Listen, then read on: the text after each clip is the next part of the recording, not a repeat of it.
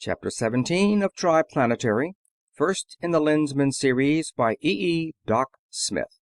Recording by Phil Chenevert. Chapter 17, Roger Carries On. As has been intimated, Gray Roger did not perish in the floods of Nevian energy which destroyed his planetoid. While those terrific streamers of force emanating from the crimson obscurity surrounding the amphibian spaceship were driving into his defensive screens, he sat impassive and immobile at his desk, his hard gray eyes moving methodically over his instruments and recorders. When the clinging mantle of force changed from deep red into shorter and shorter wavelengths, however, Baxter, Hartkopf, Chatelier, Anadrunson, Penrose, Nishimura, Mirsky, he called off a list of names. Report to me here at once. The planetoid is lost, he informed his select group of scientists when they had assembled, and we must abandon it in exactly 15 minutes, which will be the time required for the robots to fill this first section with our most necessary machinery and instruments. Pack each of you one box of the things he most wishes to take with him, and report back here in not more than 13 minutes. Say nothing to anyone else. They filed out calmly, and as they passed out into the hall, Baxter, perhaps a trifle less case-hardened than his fellows, at least voiced a thought for those they were so brutally deserting. "I say, it seems a bit thick to dash off this way and leave the rest of them, but still, I suppose—" "You suppose correctly." Bland and heartless, Nishimura filled in the pause. "A small part of the planetoid may be able to escape, which to me at least is pleasantly surprising news. It cannot carry all our men and mechanisms, therefore only the most important of both are saved.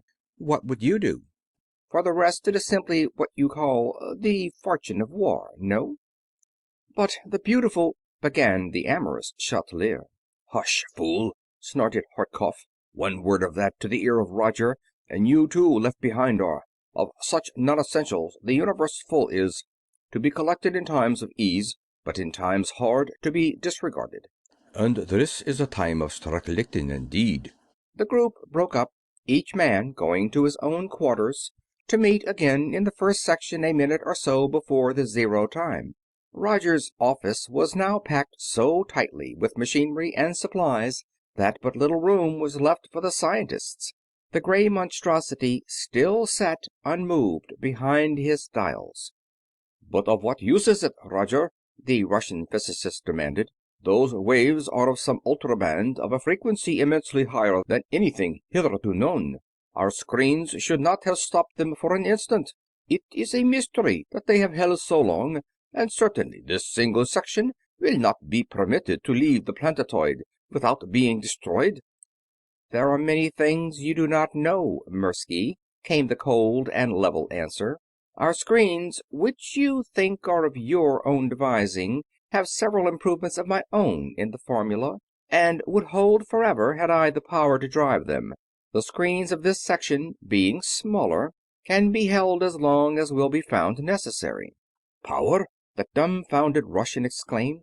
"Why, we have almost infinite power, unlimited, sufficient for a lifetime of high expenditure."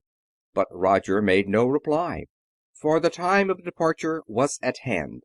He pressed down a tiny lever, and a mechanism in the power room threw in the gigantic plunger switches which launched against the Nevians the stupendous beam which so upset the complacence of Nerado the amphibian, the beam into which was poured recklessly every resource of power afforded by the planetoid, careless alike of burnout and of exhaustion. Then, while all of the attention of the Nevians, and practically all of their maximum possible power output, was being devoted to the neutralization of that last desperate thrust, the metal wall of the planetoid opened and the first section shot out into space. Full driven as they were, Roger's screens flared white as he drove through the temporarily lessened attack of the Nevians. But in their preoccupation, the amphibians did not notice the additional disturbance, and the section tore on, unobserved and undetected.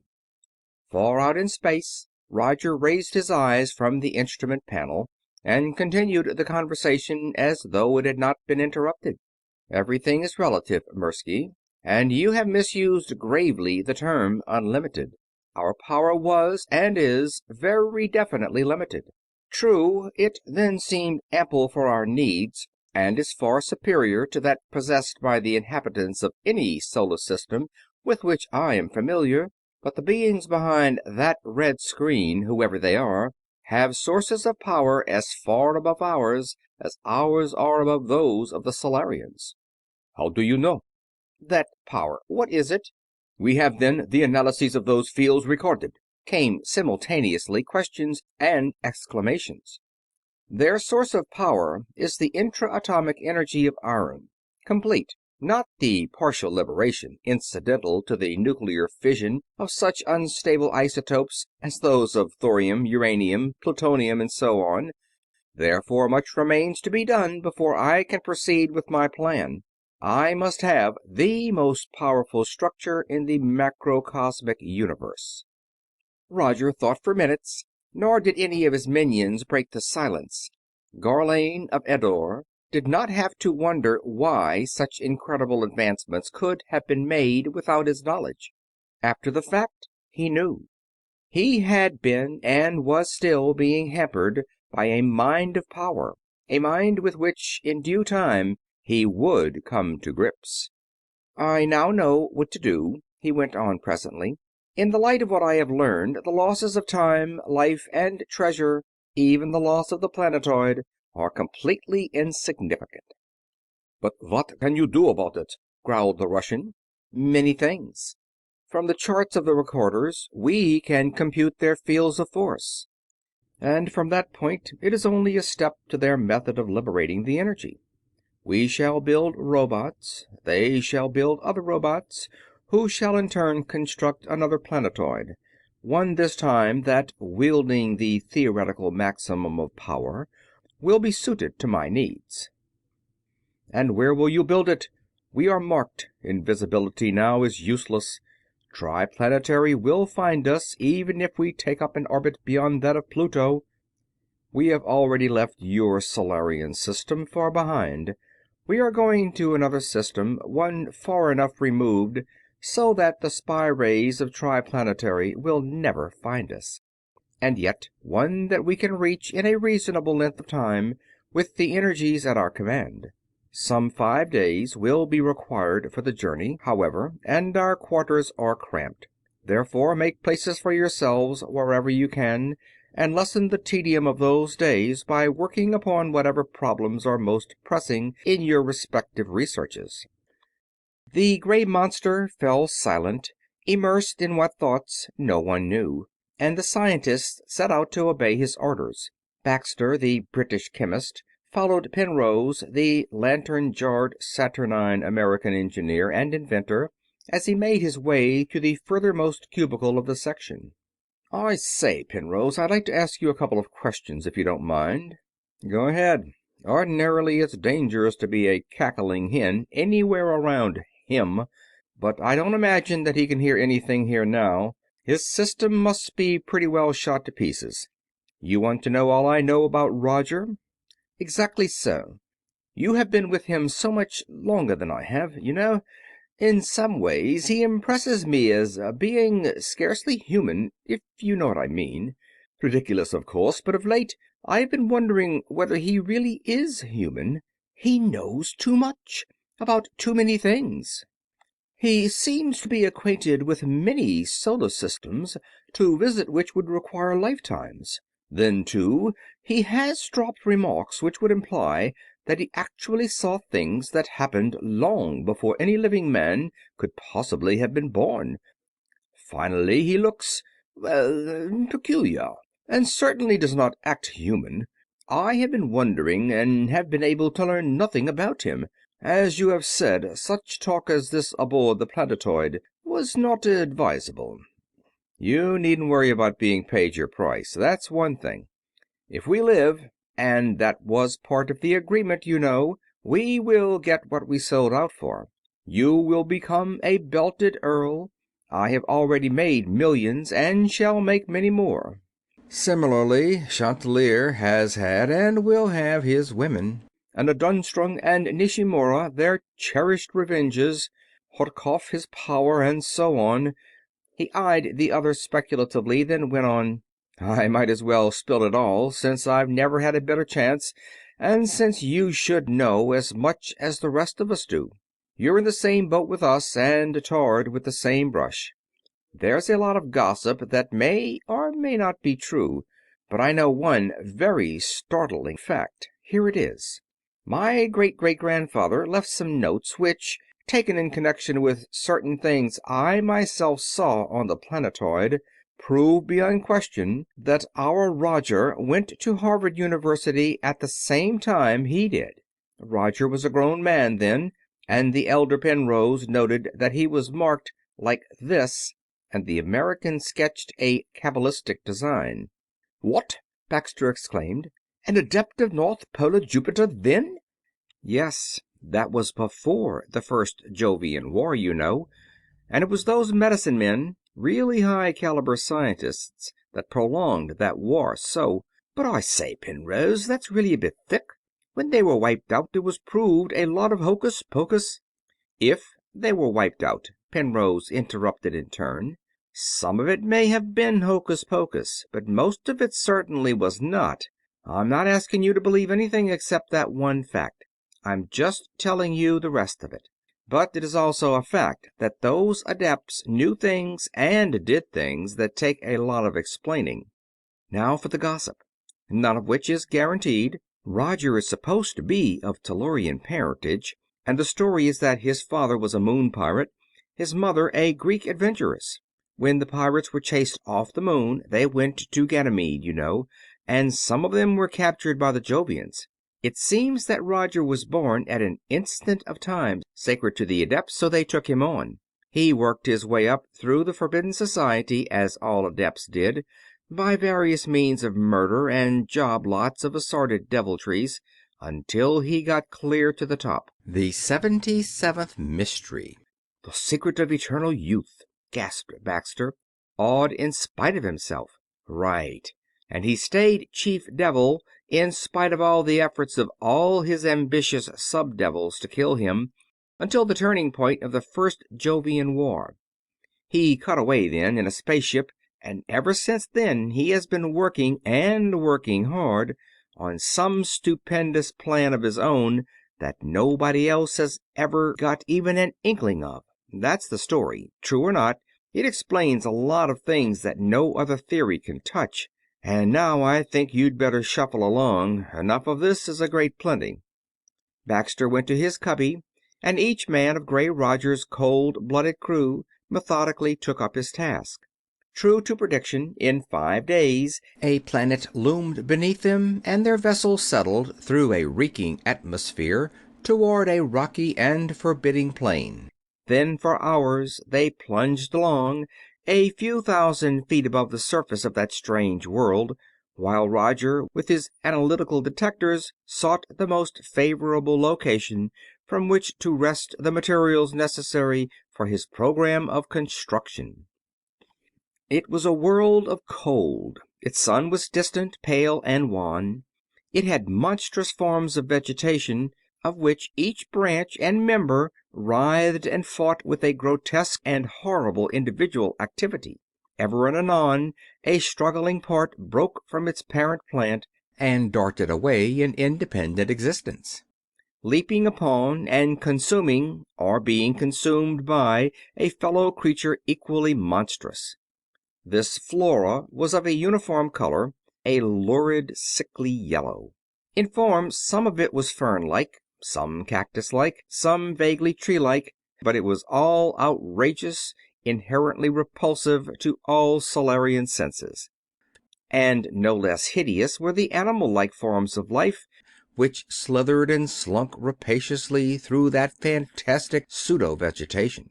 Snake-like, reptile-like, bat-like, the creatures squirmed, crawled, and flew, each covered with a dankly oozing yellow hide, and each motivated by twin common impulses: to kill, and insatiably and indiscriminately to devour. Over this reeking wilderness Roger drove his vessel, untouched by its disgusting, its appalling ferocity and horror. There should be intelligence of a kind, he mused, and swept the surface of the planet with an exploring beam. Ah, yes, there is a city of sorts. And in a few minutes the outlaws were looking down upon a metal-walled city of roundly conical buildings. Inside these structures, and between and around them, there scuttled formless blobs of matter, one of which Roger brought up into his vessel by means of a tractor. Held immovable by the beam, it lay upon the floor, a strangely extensile, amoeba-like, metal-studded mass of leathery substance. Of eyes, ears, limbs, or organs it apparently had none, yet it radiated an intensely hostile aura, a mental effluvium concentrated of rage and of hatred. "Apparently the ruling intelligence of the planet," Roger commented. "Such creatures are useless to us. We can build machines in half the time that would be required for their subjugation and training. Still, it should not be permitted to carry back what it may have learned of us." As he spoke, the adept threw the peculiar being out into the air and dispassionately rayed it out of existence. "That thing reminds me of a man I used to know back in Penobscot." Penrose was as coldly callous as his unfeeling master. "The evenest tempered man in town. Mad all the time." Eventually Roger found a location which satisfied his requirements for raw materials, and made a landing upon that unfriendly soil. Sweeping beams denuded a great circle of life, and into that circle leaped robots. Robots requiring neither rest nor food, but only lubricants and power, robots insensible alike to that bitter cold and to that noxious atmosphere. But the outlaws were not to win a foothold upon that inimical planet easily, nor were they to hold it without effort. Through the weird vegetation of the circle's bare edge there scuttled and poured along a horde of the metal-studded men, if men they might be called, who, ferocity incarnate, rushed the robot line. Mowed down by hundreds, still they came on, willing, it seemed, to spend any number of lives in order that one living creature might once touch a robot with one outthrust metallic stud. Whenever that happened, there was a flash of lightning, the heavy smoke of burning insulation, grease, and metal, and the robot went down out of control. Recalling his remaining automatons, Roger sent out a shielding screen, against which the defenders of their planet raged in impotent fury. For days they hurled themselves and their every force against that impenetrable barrier, then withdrew, temporarily stopped, but by no means acknowledging defeat. Then, while Roger and his cohorts directed affairs from within their comfortable and now sufficiently roomy vessel, there came into being around it an industrial city of metal peopled by metallic and insensate mechanisms.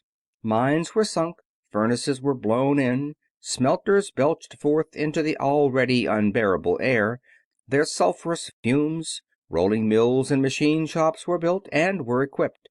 And as fast as new enterprises were completed, additional robots were ready to man them. In record time, the heavy work of girders, members, and plates was well under way, and shortly thereafter light, deft, multi-fingered mechanisms began to build and to install the prodigious amount of precise machinery required by the vastness of the structure. As soon as he was sure that he would be completely free for a sufficient length of time, Roger Gharlane assembled, boiled down, and concentrated his every mental force. He probed then very gently for whatever it was that had been and was still blocking him. He found it, synchronized with it, and in the instant hurled against it the fiercest thrust possible for his Eddorian mind to generate. A bolt whose twin had slain more than one member of Eddore's innermost circle. A bolt whose energies, he had previously felt sure, would slay any living thing save only his ultimate supremacy, the all-highest of Eddore. Now, however, and not completely to his surprise, that blast of force was ineffective. and the instantaneous riposte was of such intensity as to require for its parrying everything that Gharlane had. He parried it, however barely, and directed a thought at his unknown opponent. You, whoever you may be, have found out that you cannot kill me. No more can I kill you. So be it. Do you still believe that you can keep me from remembering whatever it was that my ancestor was compelled to forget? Now that you have obtained a focal point, we cannot prevent you from remembering, and merely to hinder you would be pointless. You may remember in peace.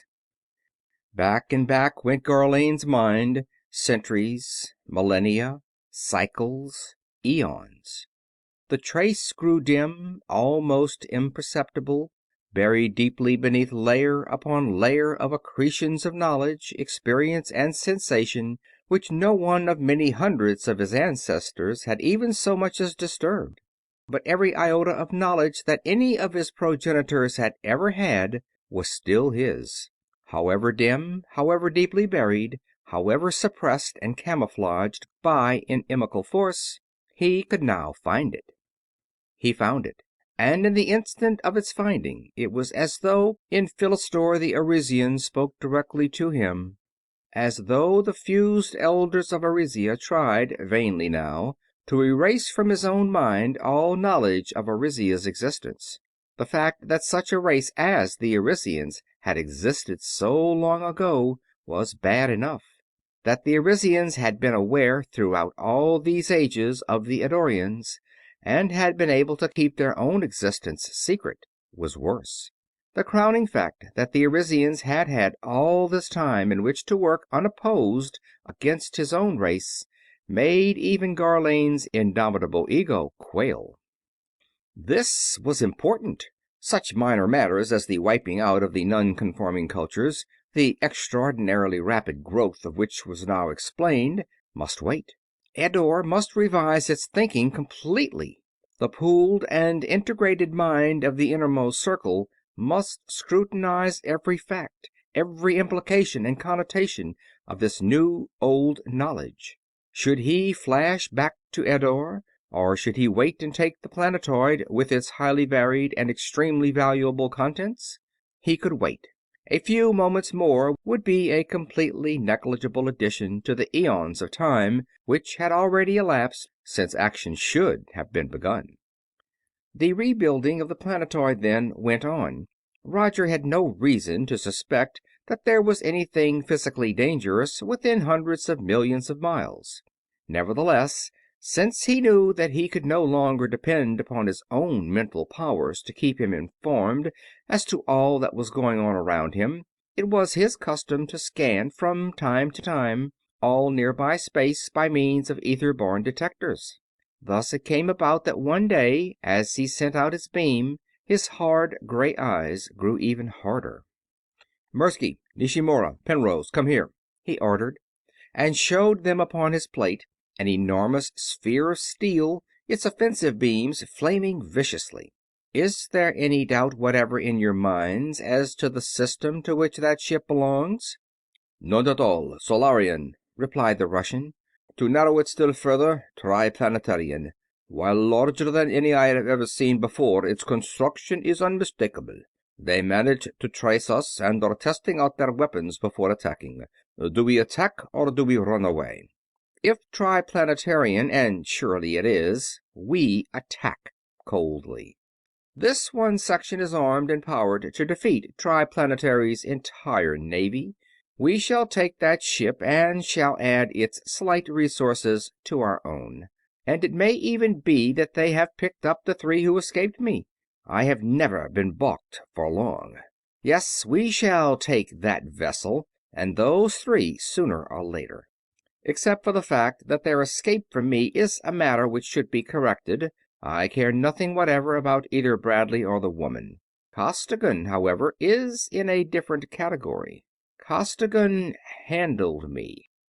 Diamond-hard eyes glared balefully at the urge of thoughts to a clean and normal mind unthinkable. "To your posts," he ordered. The machines will continue to function under their automatic controls during the short time it will require to abate this nuisance." "One moment," a strange voice roared from the speakers. "Consider yourselves under arrest by order of the TriPlanetary Council. Surrender and you shall receive impartial hearing. Fight us and you shall never come to trial. From what we have learned of Roger, we do not expect him to surrender. But if any of you other men wish to avoid immediate death, leave your vessel at once. We will come back for you later."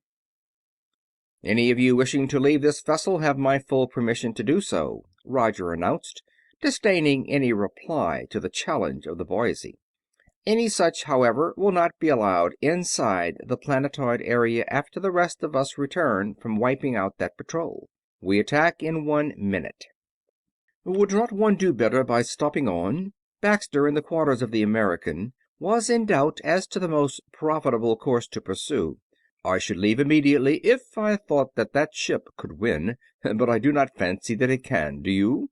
"That ship? One triplanetary ship against us?" Penrose laughed raucously. "Do as you please. I'd go in a minute if I thought that there was any chance of us losing, but there isn't, so I'm staying. I know which side my bread's buttered on. Those cops are bluffing, that's all. Not bluffing exactly, either, because they'll go through with it as long as they last. Foolish, but it's a way they have. They'll die trying every time instead of running away, even when they know they're licked before they start. They don't use good judgment.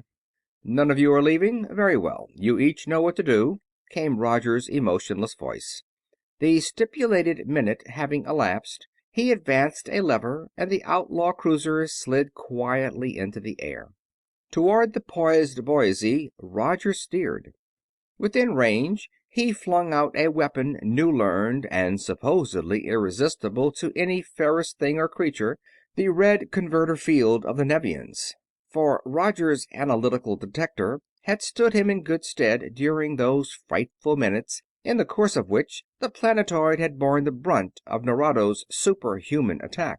In such good stead that from the records of those ingenious instruments he and his scientists had been able to reconstruct not only the generators of the attacking forces, but also the screens employed by the amphibians in the neutralization of similar beams. With a vastly inferior armament, the smallest of Roger's vessels had defeated the most powerful battleships of TriPlanetary.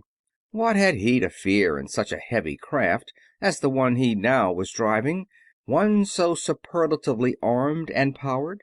It was just as well for his peace of mind that he had no inkling that the harmless-looking sphere he was so blithely attacking was in reality the much-discussed, half-mythical super-ship upon which the Triplanetary Service had been at work so long, nor that its already unprecedented armament had been reinforced, thanks to that hated Costigan, with Roger's own every worthwhile idea, as well as with every weapon and defense known to that arch Nevian Nerado. Unknowing and contemptuous, Roger launched his converter field and instantly found himself fighting for his very life. For, from Rodebush at the controls down, the men of the Boise countered with wave after wave and with salvo after salvo of vibratory and material destruction. No thought of mercy for the men of the pirate ship could enter their minds. The outlaws had each been given a chance to surrender, and each had refused it. Refusing, they knew, as the Triplanetarians knew, and as all modern readers know, meant that they were staking their lives upon victory. For with modern armaments, few indeed are the men who live through the defeat in battle of a war vessel of space. Roger launched his field of red opacity, but it did not reach even the Boise screens. All space seemed to explode into violet splendor as Rodebush neutralized it, drove it back with his obliterating zone of force, but even that all-devouring zone could not touch Roger's peculiarly efficient screen. The outlaw vessel stood out unharmed. Ultraviolet, infrared, pure heat, infrasound, solid beams of high tension, high frequency stuff in whose paths The most stubborn metals would be volatilized instantly. All iron-driven, every deadly and torturing vibration known was hurled against that screen. But it, too, was iron-driven, and it held. Even the awful force of the macro beam was dissipated by it, reflected, hurled away on all sides in coruscating torrents of blinding, dazzling energy. Cooper, Adlington, Spencer, and Dutton hurled against it their bombs and torpedoes, and still it held. But Roger's fiercest blast and heaviest projectiles were equally impotent against the force shields of the super ship. The adept, having no liking for a battle upon equal terms, then sought safety in flight, only to be brought to a crashing, stunning halt by a massive tractor beam. "That must be that polycyclic screen that Conway reported on," Cleveland frowned in thought. "I've been doing a lot of work on that, and I think I've calculated an opener for it, Fred. But I'll have to have number 10 projector and the whole output of number 10 power room. Can you let me play with that much juice for a while? All right, Blake, tune her up to 55,000. There, hold it. Now you other fellows listen. I'm going to try to drill a hole through that screen with a hollow, quasi-solid beam, like a diamond drill cutting out a core. You won't be able to shove anything into the hole from outside the beam, so you'll have to steer your cans out through the central orifice of number 10 projector. That'll be cold, since I'm going to use only the outer ring. I don't know how long I'll be able to hold the hole open, though, so shoot them along as fast as you can. Ready? Here goes." He pressed a series of contacts. Far below, in number 10 converter room, massive switches drove home, and the enormous mass of the vessel quivered under the terrific reaction of the newly calculated semi-material beam of energy that was hurled out, backed by the mightiest of all the mighty converters and generators of TriPlanetary's super dreadnought. That beam, a pipe-like hollow cylinder of intolerable energy, flashed out, and there was a rending, tearing crash as it struck Roger's hitherto impenetrable wall. Struck and clung, grinding, boring in, while from the raging inferno that marked the circle of contact of cylinder and shield, the pirate's screen radiated scintillating torrents of crackling, streaming sparks, lightning-like in length and in intensity. Deeper and deeper the gigantic drill was driven. It was through, pierced Roger's polycyclic screen, exposed the bare metal of Roger's walls, and now, concentrated upon one point, flamed out in seemingly redoubled fury TriPlanetary's raging beams in vain. For even as they could not penetrate the screen, neither could they penetrate the wall of Cleveland's drill, but rebounded from it in the cascaded brilliance of thwarted lightning. "Oh, what a dumbbell I am!" groaned Cleveland. "Why, oh why didn't I have somebody rig up a secondary SX7 beam on 10's inner rings? Hop to it, will you, Blake? So that we'll have it in case they are able to stop the cans." But the pirate could not stop all of TriPlanetary's projectiles, now hurtling along inside the pipe as fast as they could be driven. In fact, for a few minutes, Gray Roger, knowing that he faced the first real defeat of his long life, paid no attention to them at all, nor to any of his useless offensive weapons. He struggled only to break away from the savage grip of the Boise's tractor rod. Futile. He could neither cut nor stretch that inexorably anchoring beam. Then he devoted his every resource to the closing of that unbelievable breach in his shield. Equally futile. His most desperate efforts resulted only in more frenzied displays of incandescence along the curved surface of contact of that penetrant cylinder. And through that terrific conduit came speeding package after package of destruction. Bombs, armor-piercing shells, gas shells of poisonous and corrosive fluids followed each other in close succession. The surviving scientists of the planetoid, expert gunners and raymen all, destroyed many of the projectiles, but it was not humanly possible to cope with them all, and the breach could not be forced shut against the all but irresistible force of Cleveland's opener. And with all his power, Roger could not shift his vessel's position in the grip of TriPlanetary's tractors sufficiently to bring a projector to bear upon the super ship along the now unprotected axis of that narrow but deadly tube. Thus it was that the end came soon.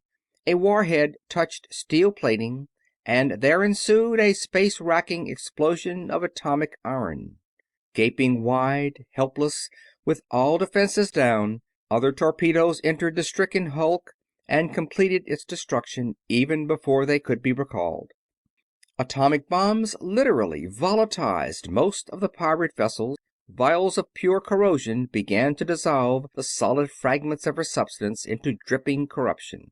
Reeking gases filled every cranny of circumambient space as what was left of Roger's battle cruiser began the long plunge to the ground. The super ship followed the wreckage down, and Rodebush sent out an exploring spy ray. Resistance was such that it was necessary to employ corrosive, and ship and contents were completely disintegrated, he dictated a little later into his vessel's log.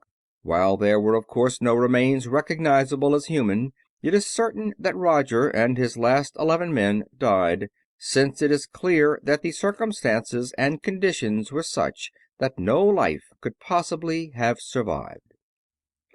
It is true that the form of flesh which had been known as Roger was destroyed.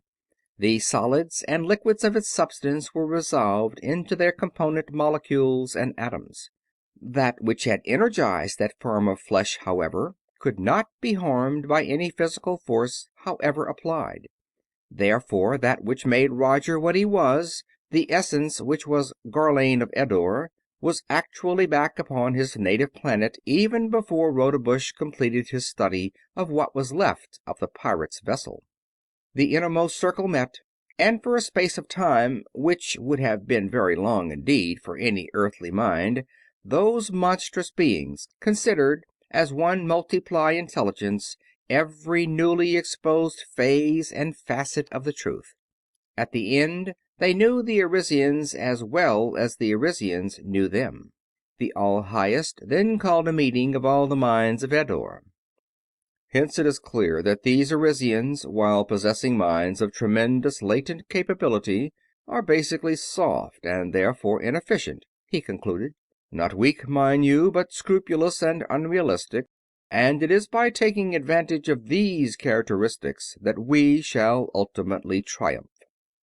A few details, All-Highest, if your ultimate supremacy would deign, a lesser Eddorian requested. Some of us have not been able to perceive at all clearly the optimum lines of action. While detailed plans of campaign have not yet been worked out, there will be several main lines of attack. A purely military undertaking will of course be one, but it will not be the most important.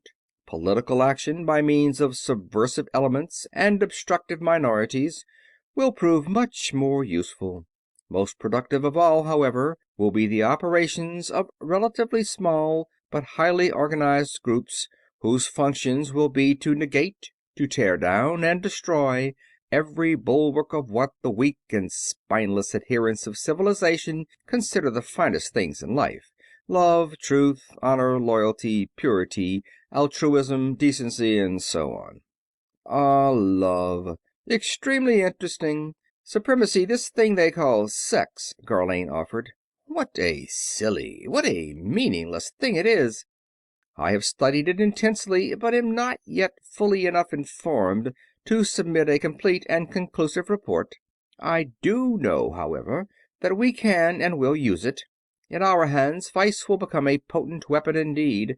Vice, drugs, greed, gambling, extortion, blackmail, lust, abduction, assassination. Ah, exactly. There will be room and need for the fullest powers of every Eddorian. Let me caution you all, however, that little or none of this work is to be done by any of us in person. We must work through echelon upon echelon of higher and lower executives and supervisors if we are to control efficiently the activities of the thousands of billions of operators which we must and will have at work. Each echelon of control will be vastly greater in number than the one immediately above it, but correspondingly lower in the individual power of its component personnel. The sphere of activity of each supervisor, however small or great, will be clearly and sharply defined. Rank, from the operators at planetary population levels up to and including the Eddorian Directorate, will be a linear function of ability.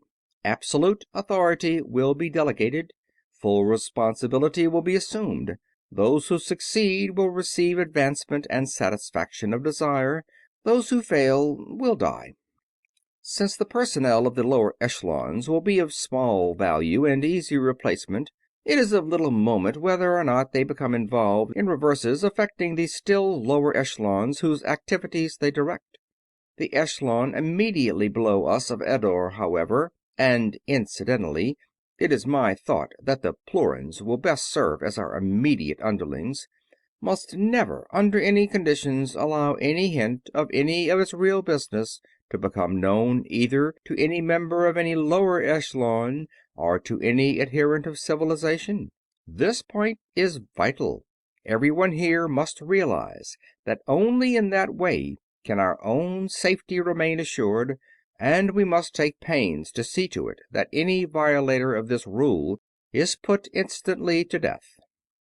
Those of you who are engineers will design ever more powerful mechanisms to use against the Arisians. Psychologists will devise and put into practice new methods and techniques, both to use against the able minds of the Arisians and to control the activities of mentally weaker entities. Each Eddorian, whatever his field or his ability, will be given the task he is best fitted to perform. That is all. And upon Arisia, too, while there was no surprise, a general conference was held. While some of the young watchmen may have been glad that the open conflict for which they had been preparing so long was now about to break, Arisia as a whole was neither glad nor sorry. In the great scheme of things, which was the cosmic all, this whole affair was an infinitesimal incident. It had been foreseen, it had come. Each Arisian would do to the fullest extent of his ability that which the very fact of his being an Arisian would compel him to do. It would pass. In effect, then, our situation has not really changed, Eukonidor stated, rather than asked, after the elders had again spread their visualization for public inspection and discussion. This killing, it seems, must go on. This stumbling, falling, and rising, this blind groping, this futility, this frustration, this welter of crime, disaster, and bloodshed. Why?